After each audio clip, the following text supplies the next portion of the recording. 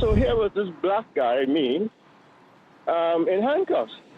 Very embarrassing. That's the voice of 81-year-old Selwyn Romilly on the phone, sharing his story about being mistakenly cuffed by Vancouver Police on the English Bay seawall. Yeah, I walk around the seawall every morning, and around 9:45, a police car drove up towards me and stopped, and another one came back up, and the police officer started talking to me. Actually, he said there's someone matching my description that was reported to them causing a disturbance or something. I can't remember.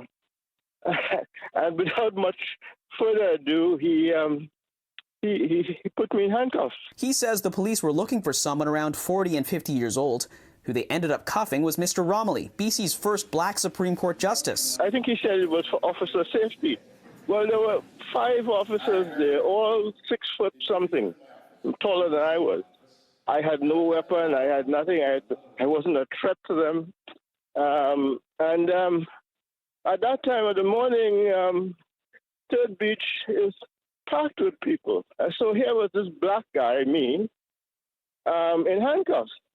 Very embarrassing. Romilly says he was in handcuffs for about a minute when officers realized they had the wrong man. They apologized and removed the cuffs. In a statement, Vancouver Police spokesperson Sergeant Steve Addison says several people called 911 because a man was assaulting strangers near the seawall at English Bay. Addison says police briefly detained a man to investigate until he identified himself as a retired judge, when it became obvious that he wasn't the suspect and had done nothing wrong. They have a lot of work to do. Number one, they have to clean house.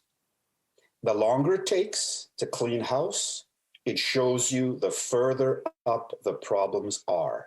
Steve September with the Anti-Racism Coalition of Vancouver says police and other sections of society need to address systemic racism by examining their recruitment strategies. Society cannot afford to recruit and maintain white supremacists in the force, in the judiciary, in the hospitals, in the healthcare system. By this very fact that this judge was handcuffed, it's proven that it's power over sense. The Vancouver Police and Mayor Kennedy Stewart have apologized to Romilly, who says the VPD needs to re-examine their police training. Whatever the training program is that it is not right now obviously isn't sufficient, or wasn't sufficient enough to keep me from being embarrassed. Romilly doesn't intend to file a formal complaint, saying that the incident already has a lot of attention.